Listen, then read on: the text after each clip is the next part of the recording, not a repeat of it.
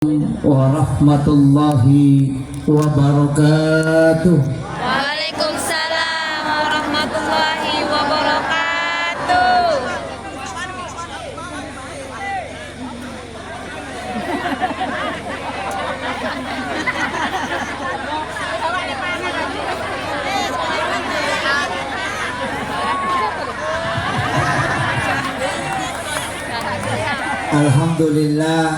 Alhamdulillahi rabbil alamin. Wassalatu wassalamu ala ashrafil anbiya'i wal mursalin sayyidina wa maulana wa habibina wa syafi'ina wa ala alihi wa ashabihi wa sahabatihi ajma'in. Allahumma salli ala sayyidina Muhammadin salatan tuballighuna biha kullal maqsud.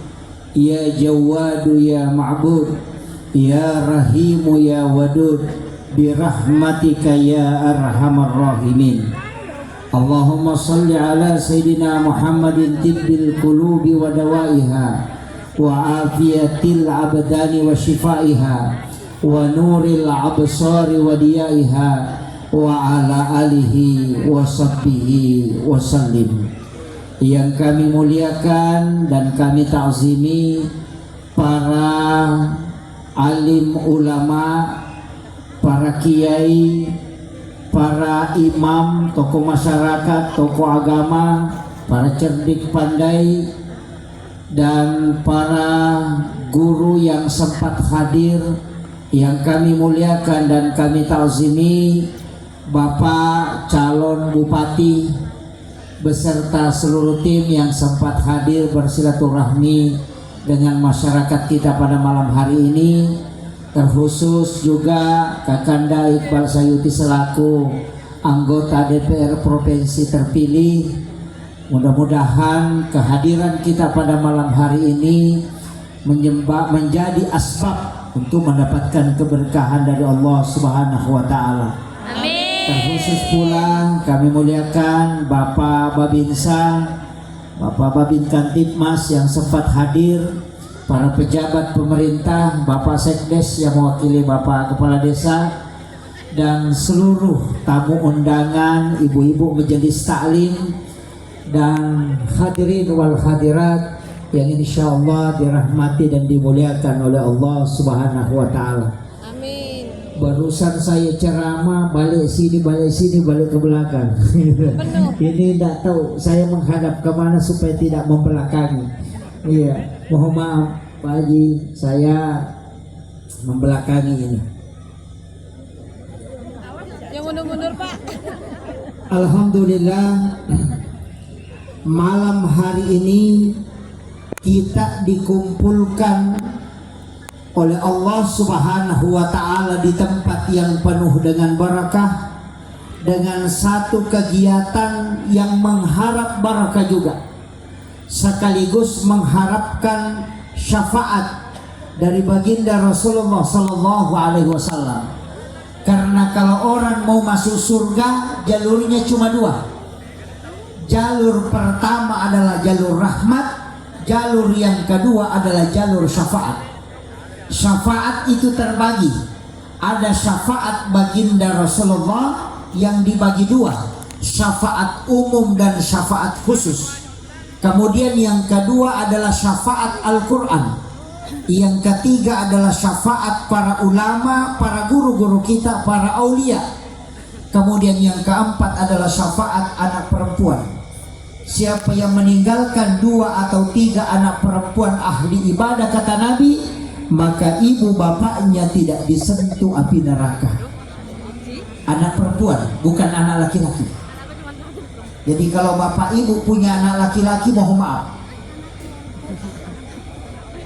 tidak bisa, kecuali dia hafal Quran.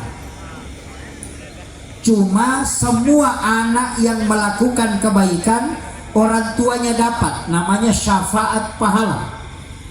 Kecuali menurut Ahmad bin Hanbal, anak itu tidak diakikah, maka orang tuanya tidak dapat syafaat pahala karena anaknya tergadai selamanya. Setiap bayi yang lahir itu tergadai, maka gadaiannya dilepaskan dengan akikah. Makanya kalau mau mendapat syafaat pahala dari anak-anak kita sholat, kita dapat bonus. Anak-anak kita membaca Al-Quran, kita dapat bonus. Anak-anak kita bersedekah, kita dapat bonus. Kenapa? Itu syafaat namanya. Makanya semakin banyak anak, semakin banyak rezeki dan potensi keselamatan. Makanya jangan bikin anak cuma 2 ya Bu, bikin banyak. Saya tidak pernah sepakat itu kata dokter yang di KB itu 2 anak cukup. Bagaimana kalau 1 stres, 1 tidak beres? Kita mau mengharap apa? Makanya bikin banyak. Jangan khawatir. Dia bilang, Pak Ustaz, dari mana dicarikan uang untuk supaya dia sekolah? Jangan khawatir. Rezeki anak itu tetap ada. Belum lahir sudah ditakdirkan oleh Allah. Kita sebelum masuk ke dunia ini, Allah sudah tetapkan rezekinya. Tidak usah khawatir. Cuma jalurnya itu kadang lewat kedua orang tua, kadang lewat keluarganya, kadang lewat dengan yang lainnya. Kenapa? Jangan khawatir dengan rezeki anak-anak kita. Ada yang mengatakan, tidak usah bikin banyak, nanti setengah mati sekolahkan. Tidak usah pikirkan itu. Allah yang punya kewajiban memberi rezeki kepada hambanya. Itu. Kadang-kadang kita ini Pak dikalah sama ayam. Ayam itu anaknya jadi lahir langsung 20. Makan semua. Tidak pernah lapar. Turun nanti siang baru turun. Nanti kelihatan tanah baru turun. Sebelum gelap dia sudah naik. Kenyang semua 20 anaknya.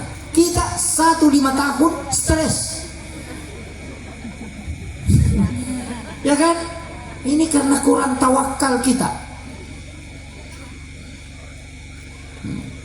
Makanya kalau mau masuk surga, jangan melalui sedekah, jangan melalui ini, tidak. Jalur masuk surga itu cuma 2, rahmat Allah atau jalur syafaat. Di mana diraih rahmat? Kadang melalui sholat, kadang melalui puasa, kadang melalui haji, kadang melalui zikir, kadang melalui baca Quran. Di mana didapat syafaat? Ibadah-ibadah sunnah yang diperintahkan oleh Allah dan itu disandarkan kepada Rasulullah. Makanya semua ibadah punya turunan. Sholat wajib, ada sholat sunnah. Ada puasa wajib, ada puasa sunnah. Ada zakat yang wajib, ada sedekah yang sunnah. Ada haji yang wajib, ada umrah yang sunnah. Syahadat yang wajib, ada sholawat yang sunnah. Karena wajib lari ke rahmat, yang sunnah lari ke jalur syafaat. Makanya kenapa Rasulullah hanya satu-satunya nabi yang bisa memberi syafaat? Karena dia satu-satunya nabi yang diberikan otoritas ibadah. Kalau Nabi Musa tidak, perintah Allah, perintah Musa itu cuma satu. Ketika perintah Allah cuma disampaikan Nabi Musa, tidak disandarkan ibadah kepadanya, semua kembali kepada Allah. Tapi untuk Rasulullah tidak. Ada ibadah yang Nabi minta khusus karena amalannya Nabi terdahulu. Yang mana? Puasa. Kita sering dengarkan puasa Ayyamul Bid, puasa 3 hari dalam 1 bulan. Kapan? 13, 14, 15 pertengahan bulan kita puasa. Itu disebut dengan Sommin Ayyamul Bid. Itu bukan puasanya kita sebenarnya. Itu puasanya Nabi Adam. Ketika dilemparkan dari surga, turun ke bumi ini, kemudian dia puasa 3 hari. Hari pertama dia puasa, 1/3 badannya putih. Hari kedua dia puasa, 2/3 badannya putih. Hari ketiga dia puasa, seluruh badannya bersih dan putih. Itulah sehingga disebut puasa putih. Maka Rasulullah mengatakan, siapa yang puasa 3 hari setiap bulannya di pertengahan bulan, maka Allah akan membersihkan dosa-dosanya. Dan puasa 3 hari dalam 1 bulan itu sama dengan puasa 1 bulan penuh. Itu keistimewaannya puasa putih. Ibu-ibu kalau mau awet muda, puasa putih. Orang yang puasa putih itu akan selalu dijaga badannya, tidak cepat tua. Tapi bapak-bapak yang sudah tua tidak usah lagi, nanti awet tua. Itu puasa penghapus dosa. Makanya Nabi minta. Ada juga puasa yang memang langsung disebut, namanya puasa Daud. Hari Senin puasa, Selasa tidak puasa, Rabu puasa lagi, Kamis lagi tidak puasa, Jumat puasa, begitu. Jadi satu hari berselang. Itu bukan puasanya kita, tapi puasanya Nabi Daud. Cuma Nabi minta, nanti ada umatku yang kuat puasa, berikan juga ini ya Allah. Maka puasanya Nabi Daud menjadi puasa kita juga. Padahal itu syariat Nabi Daud. Tapi kenapa diberikan kepada kita? Itu hadiah. Makanya orang belakangan itu Pak, biasa juga kalau di pesta, kita terakhir makan, kadang semua didapat. Nah, makanya Nabi terakhir ini dapat bonus semua. Puasanya Nabi Adam dikasih. Bahkan ada satu Nabi yang tidak kita jarang orang kenal. Namanya Nabi Sam'un. Pernah dengar Bu? Tidak pernah? Nabi Sam'un. Kalau saya bilang Samsung, pernah dengar? Oh iya pasti. Itu Nabi Sam'un dibuatkan film. Filmnya disebut Samsung. Samsung itu sebenarnya adalah Nabi. Namanya Nabi Sam'un. Satu-satunya Nabi yang tidak punya pengikut. Tidak ada muridnya, tidak ada pengikutnya. Sendirinya berjuang. Berapa lama? 1000 tahun berjihad. Siang hari dia puasa selama 1000 tahun. Di berperang sambil puasa. Malamnya tidak pernah tidur, hanya sholat menyembah kepada Allah. Inilah yang membuat Nabi menangis dan takjub. Ada orang sehebat itu. Tadi apa kata Nabi? Ya Rob, aku minta berikan dan lebih untuk umatku yang bisa mengalahkan Nabi Sam'un. Maka diberikanlah satu malam, itu malam Lailatul Qadar, khairum min alfi syahrin, supaya kita bisa mengalahkan ibadahnya Nabi Sam'un. Itu hebatnya Rasulullah. Makanya Bapak Ibu kalau masuk neraka kelewatan betul Pak. Nabi itu minta, ya Rob, berikan jaminan untuk umatku. Kau jamin langsung supaya dia tidak masuk neraka. Kau jamin dia masuk surga. Maka Allah beritahu, sampaikan kepada umatmu Muhammad, membaca sekali saja di malam hari, Allahumma anta rabbi la ilaha illa anta khalaqtani wa ana abduka wa al-adika wa waddika mastata'tu a'udhu bika min sarri ma sana'tu abu laka bi ni'matika alayya wa abu laka bi dhanbi faghfirli fa innahu la yaghfiru dzunuba illa anta. Allah menyampaikan kepada Rasulullah, ketika umatmu membaca Muhammad sekali saja di malam hari, kemudian dia meninggal malam itu, aku yang menjadi jaminannya, kata Allah, pasti dia di surgaku. Ketika dia membaca di siang hari, kemudian dia meninggal pada hari itu, maka aku yang akan menjadi jaminannya, pasti dia di surgaku. Inilah doa yang kata Nabi membuat iblis menangis sampai matanya bengkak. Itu yang disebut dengan Sayyidul Istighfar. Hafal doanya Bu? Enggak. Hafal doanya Bu? Enggak. Jangan lagu India saja dihafal, tapi doa-doa tidak dihafal. Hafal ya Bu? Alhamdulillah. Makanya nanti buka ditanya Ustaz Google. Ada di kitab Al-Yutubiyah atau kitab Al-Tiktukiyah. Ya. Sekarang orang ngaji Pak tidak pakai Riyadus Shalihin, tidak pakai Irsyadul Ibad ila Sabilir Rasul, tidak pakai Mau'idatul Mu'minin, tidak pakai itu lagi. Tidak pakai hadis Bukhari Muslim, yang jadi pakai Al-Tiktukiyah. Iya, Al-Facebookiyah. Iya, Al-Instagramiyah. Nah, itu kitabnya. Gurunya apa? Ustaz Googliyah. Nah, ini makanya banyak orang ngaji di YouTube, tidak ngaji ke ulama, sudah merasa dirinya bahwa ngaji di YouTube tinggal simpel. Tapi apa? Ilmunya pindah, akhlaknya tidak. Makanya banyak orang pintar sekarang tapi tidak berakhlak, karena dia ngaji di depan media. Kalau ngaji di depan ulama, kita duduk baik dalam keadaan ada wudhu, tunduk di depan guru-guru kita, takzim dengan guru kita, maka itu akhlak, ilmu dan barakahnya pindah. Tapi ngaji di YouTube tidak pakai celana, tidak pakai baju, angkat kakinya ke atas sambil berbaring, capek dengarkan, nah kasih pindah ke danduk. Ini orang ngaji atau apa? Makanya ilmunya pindah tapi akhlaknya tidak pindah. Maka banyak orang pintar tapi kurang orang berakhlak. Padahal Rasulullah diutus innamal bu'istu liutammima makarimal akhlak. Ini makanya kita ini beruntung sekali Pak. Umat yang terakhir diberi bonus banyak. Makanya kalau masuk neraka kelewatan. Ya. Bahkan di dalam Quran suratul Baqarah 2 ayat terakhir itu Nabi mengatakan saya sudah dikasih hadiah. Itu 2 ayat terakhir itu hadiah. Makanya kalau ada orang meninggal baca tahlilan, suruh baca itu 2 ayat terakhir Quran suratul Baqarah. Kenapa? Itu perjanjian kita dengan Allah. Ya Rabb, ketika kala aku melakukan dosa, coba, ketika kala aku melakukan dosa, maka ampuni aku. Belum berdosa kita sudah minta ampun. Nah, ini ya, makanya banyak umatnya Rasulullah juga ini yang tes dosa kayaknya. Banyak, menghindarlah. Jangan mudah-mudah kita dalam melakukan dosa. Tapi memang kita ini namanya Pak Bu ada dosa langganan. Utamanya ibu-ibu ada dosa langganannya. Menggibah. Dosa langganannya ibu-ibu gosip. Menggibah. Dia sudah bilang astagfirullah. Besok ngomong lagi tuh.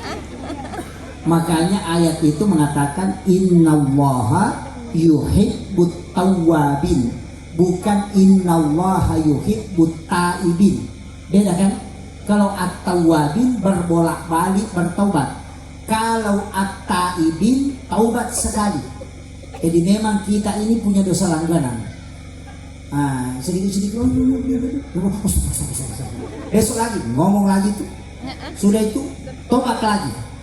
Memang Allah mengatakan aku suka innallaha yuhibbut tawwabin. Allah suka orang yang berbolak-balik bertaubat. Wa yuhibbul mutatahhirin, dan orang yang suka mensucikan diri. Makanya penyucian itu banyak. Apa-apa saja. Istighfar, penyakit.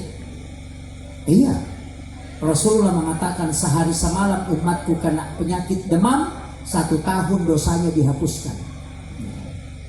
Makanya Imamul Ghazali itu menangis kalau tidak sakit dalam 1 bulan ini. Kalau dia demam itu bersyukur. Ibu-ibu di sini ada kalau sakit bersyukur ya? Hah? Wah, ini kadang ini. Ya makanya penghapus dosa yang kata Imam Malik, tidak ada penghapus dosa yang memang langsung semua tulang merasakan kecuali demam dan menggigil. Karena orang yang menggigil semua tulangnya akan terasa, sendinya terasa, dan itulah penghapus dosa untuk seluruh tubuh. Mana lagi penghapus dosa? Sakit tadi, makanya kalau sakit Bu, kalau ada orang bawakan makanan dimakan, biar sedikit dimakan. Karena ada orang sakit karena rezekinya mau diambil. Iya. Jadi tidak semua orang sakit itu Pak karena musibah. Tidak semua karena dosanya. Ada juga orang sakit karena memang rezekinya mau dia dapat. Karena nanti sakit baru datang tetangganya bawa biskuit sama gula pasir. Iya. Jadi kadang-kala itu Pak Bu, saya itu ketika membaca hadis-hadis Nabi, saya pernah itu kaget, termenung. Oh ini ternyata kenapa umatnya Nabi tidak ada lagi yang kena musibah, tidak ada lagi kena azab. Itu sudah dicabut. Kita umat Islam ini tidak lagi kena azab. Selama masih ada orang sholat itu tidak akan ada azab turun di tempat itu. Ada mengatakan itu Palu kemarin Pak Ustaz kena likuifaksi, kena bencana ini. Saya mengatakan itu bukan azab. Tapi begitu Allah menyelamatkan umatnya Rasulullah. Apa yang terjadi di Palu? Ada 2 musibah besar. Yang pertama adalah tsunami, dan orang yang kena tsunami pasti mati tenggelam, dan orang yang mati tenggelam itu dijamin mati syahid. Yang kedua itu gempa bumi, reruntuhan bangunan, dan orang yang meninggal karena terkena reruntuhan bangunan itu mati syahid. Nggak usah khawatir, itu cara Allah menyelamatkan umatnya Rasulullah. Memang kita lihat musibah, tapi pada hakikatnya itu rahmat Allah. Cuma tidak baiknya jika kita minta meninggal dalam keadaan ada wudhu mati syahid, meninggal dalam keadaan tenggelam. Walaupun ada ulama mengatakan tidak semua tenggelam. Kalau pergi mencari rezeki kemudian tenggelam, ya mati syahid. Kalau pergi di laut kemudian mengantar orang untuk membantu orang kemudian tenggelam, mati syahid. Tapi kalau pergi main judi nak kejar polisi nak lompat ke sungai tidak bisa berenang, mati salah, bukan mati sahih. ini jangan bilang semua mati sahih. Tapi ada ulama mengatakan tidak, yang penting mati tenggelam, mati sahih. Dia bilang itu Fir'aun. Coba. Sehingga ulama berbeda pendapat di situ. Siapa lagi yang mati sahih? Man kharaja fi baitihi li talibin ilmi fa huwa sahih hatta yarji. Siapa yang meninggalkan rumahnya untuk menuntut ilmu, kemudian dia meninggal dalam perjalanannya dalam menuntut ilmu, fa huwa sahih hatta yarji, maka dia mati sahih sebelum dia kembali ke rumahnya. Makanya tidak baiknya ibu-ibu berdoa nanti kalau pulang kecelakaan mati, alhamdulillah. Cuma tidak baiknya berdoa. Karena man kharaja fi baitihi li talibin ilmi, siapa yang meninggalkan rumahnya untuk menuntut ilmu, maka dia berjihad. Ketika dia meninggal dalam keadaan menuntut ilmu itu, maka dia mati syahid. Makanya jangan khawatir pergi pengajian, jangan khawatir. Kalau mati di jalan, insya Allah mati syahid. Itu kuncinya. Siapa lagi yang mati syahid? Orang yang mempertahankan hak. Pencuri naik ke rumahnya, kemudian dia membela keluarga dan hartanya, kemudian dia dibunuh, maka dia mati syahid karena dia mempertahankan hak. Siapa lagi yang mati syahid? Perempuan yang meninggal karena melahirkan, itu mati syahid. Tapi ini tidak didapat laki-laki, hanya perempuan, karena tidak ada laki-laki hamil. Ibu-ibu saja yang hamil. Tapi wanita yang berzina kemudian melahirkan itu tidak merasakan sakit. Itu dicabut sakitnya, kata Nabi. Makanya kadang orang yang berzina anaknya lahir di WC, tidak ada yang dengarkan. Tapi kalau orang sudah menikah 3 kamar di rumah sakit masih dengarkan teriak. Kenapa? Karena Allah cabut sakitnya. Karena sakitnya melahirkan adalah penghapus dosa. Sedangkan orang berzina tidak dihapuskan dosanya, maka tidak ada sakit ketika dia melahirkan. Makanya hati-hati Bapak Ibu sekalian. Kemudian mana lagi yang mati syahid? Orang yang mati syahid adalah orang yang berjuang di medan perang. Tapi itu jarang, karena sekarang peperangan kita tidak ada. Makanya setiap mau tinggalkan rumah, niatkan untuk mencari nafkah untuk keluarga. Oh, itu mantap, Bu. Mau jalan, niatkan cari nafkah halal untuk keluarga. Berapa lama kita mencari rezeki di kebun, mencari rezeki di laut, mencari rezeki di sawah, maka sekian lama kita berjihad di jalan Allah. Karena Rasulullah mengatakan, siapa yang meninggalkan rumahnya untuk mencarikan nafkah halal keluarganya, maka perjalanannya adalah jihad di sisi Allah. Setiap tetes keringatnya menjadi pengampunan dosa di sisinya. Oh, itu luar biasa, Pak. Tapi kalau ada orang tinggalkan rumahnya yang bilang mau pergi sana cari pembayar arisa tidak urus sampai mati. Tapi tidak ada ibu-ibu di sini banyak utangnya. Tidak. Ada ibu? Tidak. Kecil suaranya berarti banyak. Tidak. Saya doakan mudah-mudahan yang punya utang malam ini, insya Allah bulan ini dilunasi utangnya. Amin. Oh, banyak betul. Banyak betul, itu mengamin semua. Berarti banyak utangnya. Ini hati-hati, jangan terlalu banyak utang, Bu. Memang sekarang orang sedikit-sedikit kredit, sedikit-sedikit kredit, sedikit-sedikit kredit. Yang saya dapat sekarang belum dikredit itu pengantin. Orang ini belum ada kredit, masih cash. Itu hati-hati, jangan banyak kredit. Iya, ada doanya. Bagaimana caranya Pak Ustaz supaya tidak ngutang? Yang pertama, saya kasih tahu, sesudah sholat sunat subuh, baca subhanallah wa bihamdihi subhanallahil azim, astaghfirullahal azim, berapa? 100 kali sesudah sholat sunat subuh. Itu hadisnya, kalimatani khafifatani fil lisan sakilatani fil lisan habibatani ilar rahman. Ada 2 kalimat yang mudah diucapkan oleh lisan, berat timbangannya kelak di hari kemudian, dan yang maha rahman sangat menyukainya. Kalimat apa itu? Subhanallah wa bihamdihi subhanallahil azim. Inilah zikirnya malaikat sehingga dia diberikan rezeki oleh Allah. Sudah hafal, Bu? Sudah. Ditambah subhanallah wa bihamdi subhanallahil azim, astaghfirullahal azim 100 kali. Sesudah sholat duhur baca asimatnya Ka'bah. Di pintu Ka'bah itu ada 4 baris tulisan. Di bagian atas itu ada robekan di pintu Ka'bah, ada itu asimatnya Ka'bah. Itu 470 ulama berkumpul baru menetapkan kalimat itu ditulis di situ. Orang bilang azimatnya Ka'bah, salawatnya Nabi Ibrahim. Baca 100 kali sesudah sholat duhur, maka engkau tidak akan fakir selamanya. Doanya pendek, la ilaha illallahul malikul haqqul mubin, Muhammadur Rasulullah sadiqul wa'dul amin. Sudah hafal, Bu? Sudah. Belum? Sudah. Itu sholawatnya malaikat sholawatnya Nabi Ibrahim. Makanya itu ditulis di pintu Ka'bah, la ilaha illallahul malikul haqqul mubin, Muhammadur Rasulullah sadiqul wa'dil amin. Dibaca 100 kali sesudah sholat duhur. Hafal ya, Bu? Itu Rasulullah ketika dia lahir itu ada 7 mukjizatnya, Pak, Bu. Yang pertama, ada suara yang keluar dari pojok Ka'bah. Ya, itu tertulis di kitab I'tiqadi Maulidin Nabi. Jadi di 4 pojok Ka'bah itu ada suara, tapi tidak ada orang yang membaca. Cuma ada orang yang ada di sekitar Ka'bah itu mendengarkan suara itu. Suara inilah yang disebut dengan ayat yang lahir bersama Rasulullah.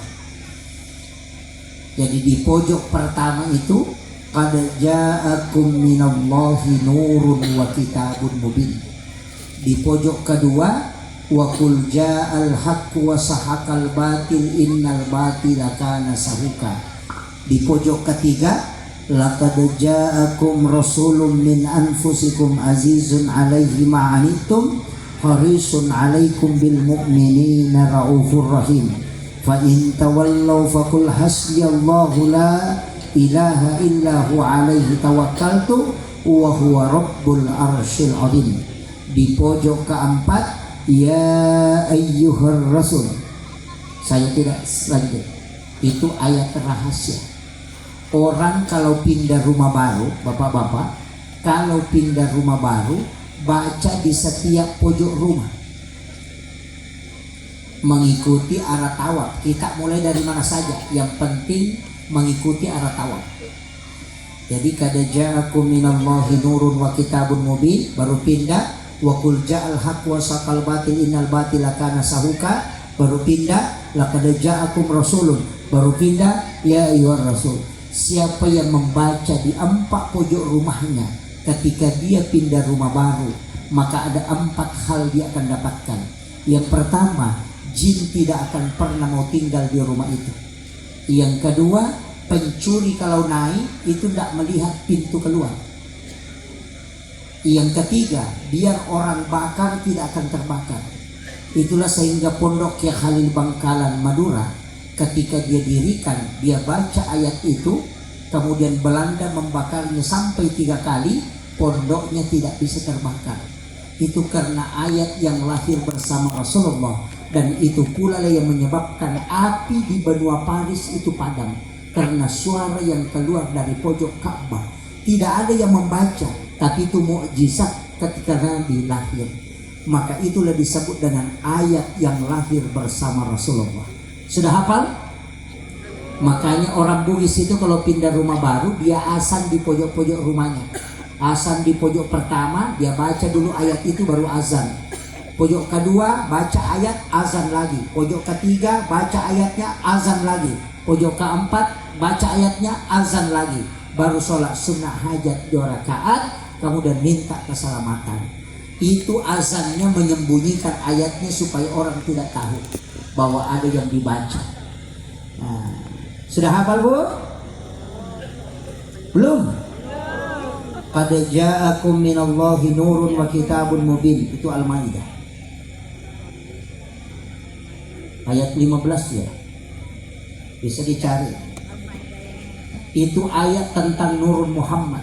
Qad ja'akum minallahi, telah datang dari Tuhanmu nurun, itu adalah nurun Muhammad. Makanya Al-Quran, Taurat, Injil, Zabur itu belakangan. Sebelum ada Al-Quran ada nur yang lebih dulu. Qad ja'akum minallahi nurun wa kitabun mubin, dan kitab yang menerangkan. Yang kedua, wa qul ja'al haqq wa sahaqal batil innal batila kana sahuqa. Itu juga tentang Rasulullah. Kemudian laqad ja'akum, ini azimatnya ulama. Siapa yang membacanya maka dia tidak akan mendengarkan kabar buruk. Kemudian dipanjangkan umurnya. Yang ketiga, akan minum di telaga Rasulullah sepuasnya. Kemudian yang keempat, Rasulullah akan menggandeng tangannya masuk ke dalam surga. Ada 3 doa kalau mau digandeng tangannya masuk ke dalam surga. Yang pertama, laqad ja'akum, baca 7 kali di waktu pagi dan petang. Itu sesudah sholat subuh dan sesudah sholat maghrib atau sesudah sholat asar. Kemudian yang kedua, kalau mau digandeng tangannya masuk ke dalam surga, raditu billahi rabba wa bil islami dina wa bi muhammadin nabiyyan wa rasula. Baca 3 kali atau 7 kali. Bahkan Rasulullah mengatakan dalam hadis yang sahih, siapa yang membaca raditu billahi rabba wa bil islami dina wa bi muhammadin nabiyyan wa rasula, maka Allah akan menghembuskan hawa dari dalam surga langsung masuk ke kalbunya sehingga dia selalu merasa tenang. Makanya Bapak Ibu, kalau ada yang tidak tenang perasaannya, suruh baca doa ini, raditu billahi rabba wa bil islami dina wa bi muhammadin nabiyyan wa rasula, 3 kali atau 7 kali. Kemudian Nabi janjikan dia akan menggandeng tangan kita masuk ke dalam surga. Sudah hafal? Sudah. Ada 2 doanya itu, raditu billahi rabba wa bil islami dina wa bi muhammadin nabiyyan wa tiba wa rasula. Itu ada 2. Jadi kita pakai yang mana saja. Jadi ada raditu billahi rabba wa bil islami dina wa bi muhammadin nabiyyan wa rasula. Yang kedua, raditu billahi rabba wa bil islami dina wa bi muhammadin nabiyyan wa tiba wa rasula. Kita pilih yang mana aja.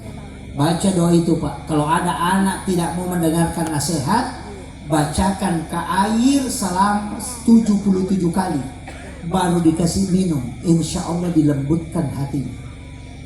Bapaknya juga kalau tidak lembut hatinya Bu, baca itu. Ya Bu? Ya. Bisa. Suami itu kalau mau lembut hatinya tergantung istrinya. Kalau istrinya tidak banyak menuntut, insya Allah suaminya tenang. Kalau suaminya istrinya banyak menuntut, suami stres. Cepat putih rambutnya. Karena stres memikirkan uang belanja. Ya Bu? Iya, perempuan harus pintar. Jangan sedikit-sedikit COD, sedikit-sedikit COD. Banyak perempuan sekarang Pak tidak bisa memasak. Sedikit-sedikit pesan, sedikit-sedikit pesan. Tidak mencuci pakaian suaminya, dibawa lagi ke laundry. Iya, tidak bikin lagi makanan karena sudah pesan catering. Nah begitu Bu? Oh, hati-hati kalau ada perempuan bawa pakaian suaminya ke laundry, mau pesan makanan pakai catering, tidak memasak lagi, solusi terbaik ganti. Tidak ada digunakan Pak. Ya, bisa Bu? Ya. Iya. Kalau ada perempuan, makanya tapi jangan tersinggung dulu Bu. Perbaiki pelayanan ke suami, insya Allah rumah tangga juga akan berkah. Ya. Kemudian apa mukjizat yang kedua ketika Rasulullah lahir? Nabi itu waktu asor, tali pusarnya terputus, tidak ada tali pusar ketika Nabi lahir. Semua orang yang lahir itu pasti ada tali pusar. Kita bilang plasenta. Plasenta ini sebenarnya obat, sudah ditemukan di London. Ada bank di London itu namanya bank plasenta. Kalau kita bayar 80 juta lebih, kalau ada anak kita lahir, ambil tali pusarnya, jangan kena sinar matahari langsung, isi formulir, itu ada secara online, bisa dibuka itu. Kemudian daftar di bank plasenta di London, maka plasenta bayi kita bisa kita kirim, disimpan di suhu minus 1900 derajat. Satu-satunya negara yang punya bank plasenta itu cuma London. Nanti 60-30 tahun atau 40 tahun anak kita kena penyakit apa stroke atau ada masalah pada jaringan tubuhnya, maka minta itu dikirim. Menurut saya dapat informasi itu bisa dia potong sekian senti, kemudian dia kirim, kemudian dia rendam sampai airnya berubah menjadi kuning, kemudian diminumkan. Kalau orang stroke meminum itu tanpa obat medis, dia bisa berjalan kembali. Itu hebatnya plasenta. Saya tidak tahu orang tua Bugis itu dulu kalau sakit paru anaknya, dia siram pusatnya, baru ambil airnya kasih minum. Katanya obat sakit perut. Ternyata tahun 2009 itu ditemukan. 2009 itu ditemukan bahwa ternyata plasenta bisa menjadi obat. Makanya banyak pejabat sekarang mengkonsumsi kapsul plasenta rusa. Itu untuk fisik. Itu plasenta, Pak. Kemudian makanya Bapak Ibu cari plasentanya. Pulang ke rumah cari itu tali pusatnya di mana tinggal. Tidak bisa lagi didapat ya Bu. Kemudian yang ketiga Rasulullah lahir itu sudah bercelak. Yang keempat Nabi lahir sudah terkhitan. Kemudian Nabi lahir itu langsung meletakkan kedua tangannya, kemudian dia mengangkat kepalanya ke langit, kemudian dia bertasbih. Itu tanda bahwa dia lahir membawa amanah dan sebagai pemimpin. Kemudian pintu langit ditutup sehingga jin tidak bisa naik. Dia starikuna sam'ah, mencuri pendengaran, informasi dari malaikat, dan itulah yang membuat iblis menangis karena dia tidak bisa mencuri informasi ketika Rasulullah dilahirkan. Itu hebatnya Rasulullah. Makanya satu-satunya orang yang bisa memberi syafaat untuk di yaumil akhir adalah baginda Rasulullah Sallallahu Alaihi Wasallam. Makanya Bapak Ibu sekalian, perbanyak sholawat ya Bu, perbanyak sholawat. Sholawat itu pakaian selamat. Saya diajari dan memursyid kami. Di sini kan begini Pak, banyak rumah berjauhan. Mungkin ada yang kampung sana jauh. Kadang kalau kita naik motor kehujanan, saya kasih tahu, kalau mau berangkat saya dijasahkan sholawat. Kalau mau berangkat, angkat telapak tangan, salami Rasulullah, kemudian baca sholawat. Kalau tidak ada air menetes di telapak tangan, baru kita menggaris Allahumma sholli ala Muhammad wa ala Muhammad. Insya Allah tidak akan kena air hujan sampai ke tempat tujuan. Baru dikasih lewat juga di bawah Allahumma sholli ala Muhammad. Jangan pakai Sayyidina. Wa ala Muhammad. Tidak ada orang naik motor menabrak anjing ketika itu dia baca. Kalau ada anjing tidur di jalan, kita masih jauh itu dia sudah bangun. Itu berkahnya sholawat. Sudah hafal Bu? Sudah. Salawatnya pendek. Allahumma sholli ala Muhammad wa ala Muhammad. Ada anjing yang menggonggong. Dia bilang, "Oh," biasa dengar begitu? "Oh." Tidak usah diusir.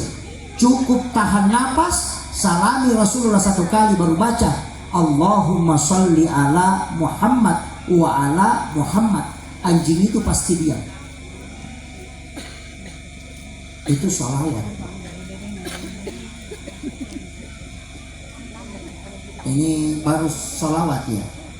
Baru sholawat Allahumma sholli. Orang Bugis bilang salawat pokok. Kalau ada anak sakit perut, itu ditutup pakai tangan kanan, kemudian baca itu 7 kali dengan satu napas, baru tiup, baru letakkan pas di atas pusarnya. Itu insya Allah akan menyembuhkan sakit perut untuk anak. Itu sholawat. Hafal Jibu toh? Kalau tidak hafal mati saja. Salawat yang paling pendek. Ada juga salawat Jibril. Sallallahu ala Muhammad.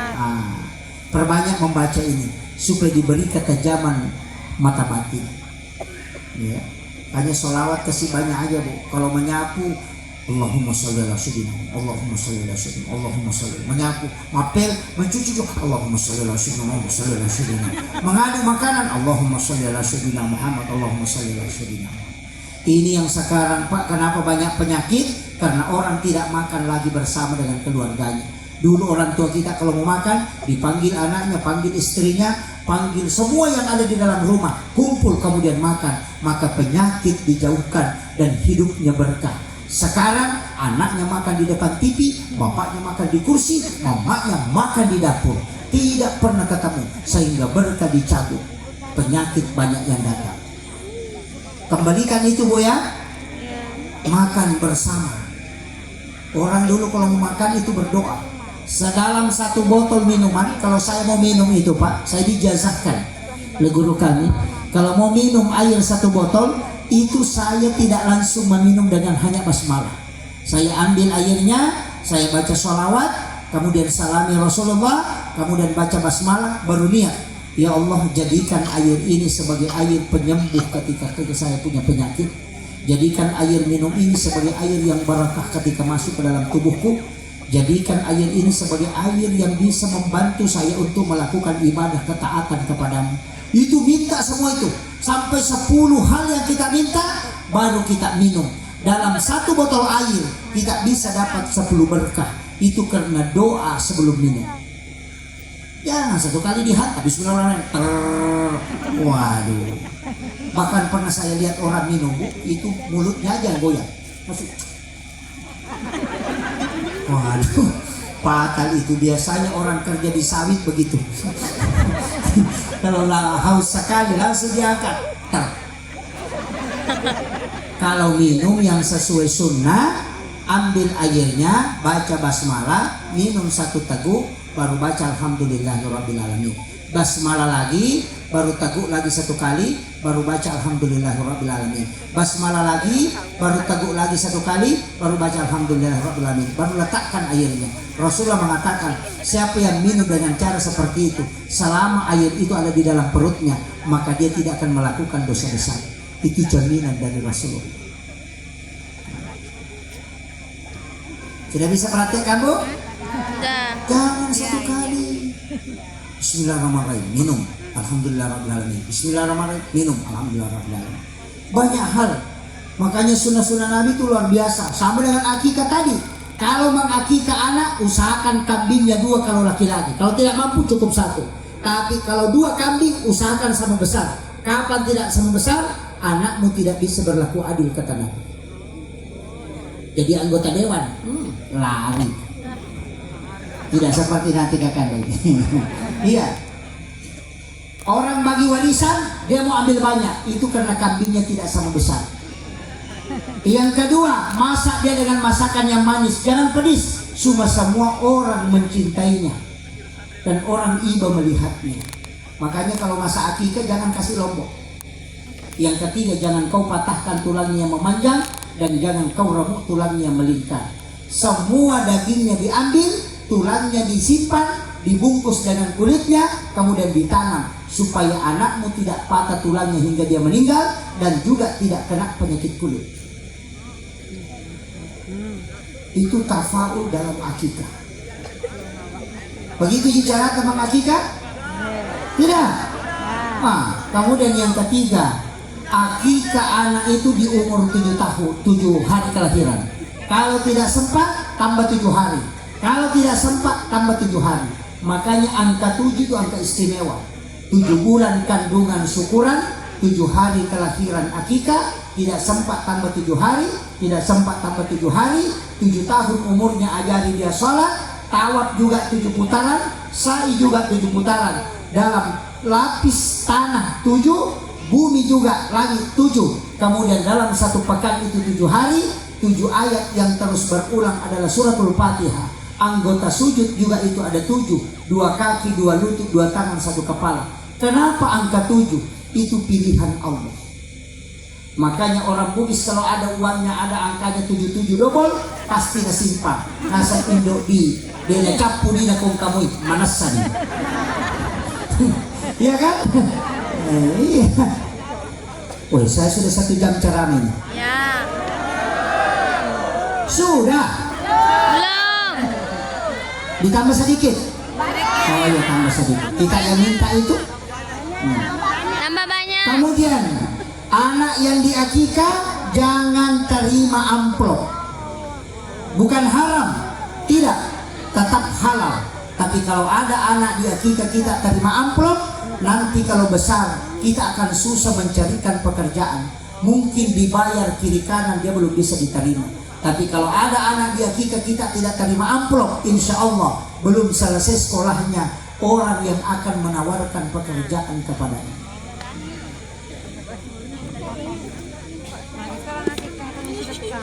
Yang kelima, cukur habis rambutnya, jangan engkau sisa walau hanya selembar. Timbang berapa gram beratnya, belikan emas kemudian sedekahkan supaya anakmu selalu terpandang di masyarakat. Begitu bicarakan Mama Kika, Bu? Tidak? Tidak. Kalau begitu bikin lagi. Nggak bisa lagi, Bu? Gampang, kasih ini ke bapak. Langsung tepuk tangan bapak-bapak, nanti dikuncikan pintu kalau pulang. Ya, makanya akikah itu tidak sembarang. Makanya kalau saya, Pak, 7 hari kelahiran akikah, jangan undang tetangga. Sembeli kambing, kita ambil dagingnya, ambil tulangnya disimpan, kemudian dibungkus dengan kulitnya, kemudian tanam, masak, antarkan ke tetangga, sedekahkan ke tetangga. Nanti 14 hari bikin acara syukuran, bukan lagi akikah. Mau kita terima amplop tidak masalah, karena bukannya akikah tapi sudah syukuran. Bukan mengakali agama, tapi bagaimana dua-duanya bisa berjalan. Sudah paham? Paham. Sudah jalan otaknya. Iya. Lanjut lagi. Waduh, bikin macet saya. Kemudian saya wasiatkan, makanya Rasulullah itu sangat cinta sama tafaul. Anna Rasulullah yuhibbut tafaul pada Aisyah. Kenapa? Nabi itu senang sekali dengan tafaul. Tafaul itu kalau orang Bugis bilang senyum-senyuman, ada nilainya. Makanya telur begini tafaul ini, Bapak. Batang pisang ini tafaul. Kejujuran itu makanya temanya, meneladani akhlak. Bagaimana akhlaknya Nabi, Bu? Suatu ketika Nabi makan masakan daging unta di dalam masjid bersama dengan sahabatnya. Tiba-tiba Nabi makan, ada salah satu sahabat yang kentut. Ada yang kentut dan kedengaran. Langsung yang lain, saya kentut. Langsung Nabi bertanya, siapa yang punya unta yang gemuk? Ceritakan. Diceritakanlah unta gemuk begini. Langsung Nabi mengatakan, wah itu tidak gemuk. Ada yang lain? Yang lain lagi cerita, unta aku begini. Sampai kentut dilupakan. Itu caranya Nabi mengalihkan isu. Supaya isu kentut tidak menyebar, maka Nabi tanyakan unta gemuk. Setelah selesai makan daging unta, mau masuk waktu Isya, mulai stres yang kentut tadi. Saya harus berwudu, pasti ketahuan. Tapi bagaimana hebatnya Rasulullah? Dia mengatakan, semua yang sudah makan daging unta berwudu, ikutlah yang kentut selamat. Itu akhlaknya Rasulullah. Makanya apa?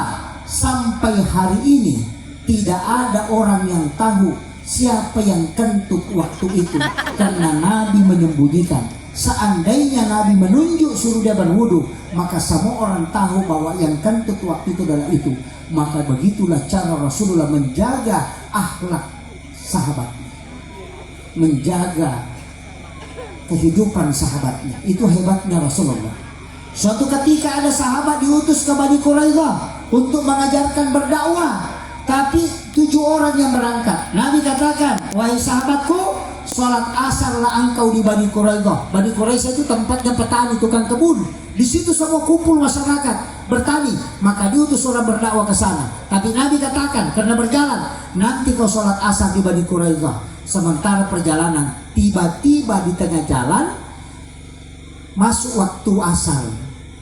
Nah, belum sampai di Bani Quraidah, langsung sahabat mengatakan, ayo kita sholat. Langsung yang mengatakan, tunggu dulu, Nabi tadi menyuruh kita sholat di Bani Quraidah. Nah, belum sampai, ini masih perjalanan. Nabi bilang tidak. Nah, suruh jadi Nabi tadi cepat-cepat bilang, usahakan sholat asarku di sana supaya tidak malam kau berjalan. Bilang tidak, disuruh memang kita sholat di sana. Dan tidak, kalau masuk waktu kerjakan cepat, karena sebaik-baik sholat dikerjakan di awal waktu. Dia bilang saya tidak mau. Makanya ada 2 orang yang sholat. Selesai sholat asar melanjutkan perjalanan, dan alhamdulillah tiba di Bani Quraisyah pas maghrib. Langsung bilang yang sudah sholat tadi, bagaimana? Mau ke sholat apa kau? Mau ke sholat maghrib? Belum ke sholat asar. Mau ke sholat asar maghrib ya? Dia bilang sholat asar makin dulu. Dia bilang ya maghrib. Nah dia tidak apa-apa sholat asar. Maka 2 orang sholat asar, yang lainnya tidak sholat asar. Dia sholat maghrib dulu baru sholat asar. Maka pendakwa ini yang berdebat, mana yang benar. Belum ada HP, belum bisa di SMS Rasulullah. Makanya nanti pulang dijemputlah 9 hari berdakwah. Pulang ke tempatnya Rasulullah sudah dijemput. Nabi bertanya, bagaimana dakwahmu? Apa dia bilang? Alhamdulillah berhasil ya Rasulullah. Cuma kami yang berdebat. Kadang-kadang memang begitu Pak. Ustaznya yang berdebat, jamaahnya yang masuk surga, ustaznya masuk neraka. Ada siapa aku ngomong. Makanya Nabi tanya, apa perdebatannya? Dia bilang ya Rasulullah, ketika engkau mengatakan sholat asar engkau di Bani Quraisyah, nah kami masih dalam perjalanan sudah masuk asar. Nabi mengatakan apa yang kau lakukan? Mengatakan saya sholat ya Rasul, karena kau mengatakan abdalus sholat yang wal waktiha, sebaik-baik sholat di awal waktu, dan dimanapun kau berada masuk waktu sholat sehingga sholat. Nabi mengatakan engkau sudah paham agama dengan benar. Langsung terangkat lehernya, alhamdulillah tuh saya yang benar. Langsung mengatakan, jadi bagaimana kami ya Rasulullah? Dan mengatakan, kau kenapa? Mengatakan, saya sholat di Bani Quraisyah. Apa kata Nabi? Engkau sudah mendengarkan ucapanku. Dia tidak salahkan. Engkau sudah dengarkan ucapanku. Tadi dikasih tahu, engkau sudah paham agama. Yang kedua dikasih tahu, bilang engkau sudah dengarkan ucapanku. Dia bilang, waduh ya Rasulullah, kami terbagi 2. Ada yang sholat asar dulu baru sholat maghrib, ada yang sholat maghrib dulu baru sholat asar. Apa kata Nabi? Yang sholat asar dulu baru sholat maghrib, dia mentertibkan waktu sholat. Yang sholat maghrib dulu baru sholat asar, dia menghargai waktu maghrib. Keduanya benar, tidak ada yang salah. Itu hebatnya Rasulullah. Kalau kita salah ini yang benar, masuk neraka ini masuk surga. Waduh, yang maulid masuk neraka. Kenapa? Karena melakukan bid'ah, tidak pernah diperintahkan Nabi, dia lakukan. Yang maulid bilang yang tidak maulid celaka. Kenapa? Tidak melakukan kebaikan, sedikit amalnya. Jadi satu tidak maulid karena takut masuk neraka, satu maulid karena mau masuk surga. Insya Allah ketemu di dalam. Ya kan? Yang tidak maulid takut masuk neraka, yang maulid mau masuk surga. Di mana ketemunya? Ya di surga. Nggak usah perdebatkan Pak Bu. Yang terakhir ini. Oh enggak, sudah terakhir. Bapak enak duduk saja, saya sama Pak Calon Bupati diputar-putar. Dari tadi putar-putar ini. Saya ingin kasih tahu, ada satu hal kalau ingin selamat Pak Bu. Kuncinya satu hal saja. Kalau ingin selamat, hati aja, tirakatnya ke hati. Ini yang harus lapang terus, insya Allah. Jadi jangan pernah jengkel, jangan pernah menolak takdir. Terima semua ketentuan Allah dengan penuh keikhlasan. Apapun yang kita alami kalau sudah bekerja, lapangkan hati. Makanya setiap mau kita baring, maka kita memohon kepada Allah keridhaan. Setiap kita mau bekerja, maka minta keridhaan. Maka saya wasiatkan satu, jangan tinggalkan 2 sholat sunnah. Yang pertama adalah sholat sunnah witir. Karena siapa yang berwitir, maka pasti adalah kekasih Allah.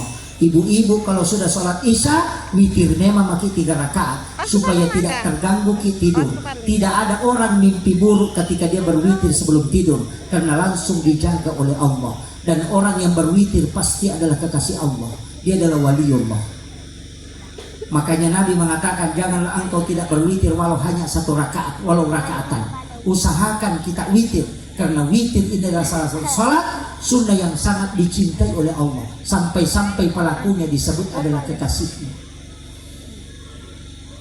Yang kedua, jangan tinggalkan sholat sunnah istikharah, hajat setiap mau masuk waktu subuh. Nanti kalau sudah sebelum witir, Kita sholat sunnah hajat, minta kepada Allah, nanti Dia yang tunjukkan kita yang terbaik. Silahkan lakukan sesuai petunjuk Allah, insya Allah semuanya dimudahkan. Biarkan Allah yang mengatur skenario hidup kita, insya Allah. Jangan khawatir dengan rezeki, ada semua di jalannya Bapak, insya Allah. Ada salawat rezeki yang saya sering ajarkan. Allahumma sholli ala Sayyidina Muhammad wa ala ali Sayyidina Muhammad karimil abai wal ummahat. Baca 11 kali di waktu maghrib, 11 kali di waktu subuh. Bisa ditambah 7 kali setiap selesai sholat fardu. Apa manfaatnya? Maka rezekinya orang itu akan mudah mengalir. Tidak terlalu deras keringatnya mengalir. Rezekinya Allah mudahkan. Itu salawat khusus untuk membuka pintu rezeki. Akhirul kalam, wallahul muwaffiq ila aqwamit thariq. Assalamualaikum warahmatullahi wabarakatuh. Waalaikumsalam.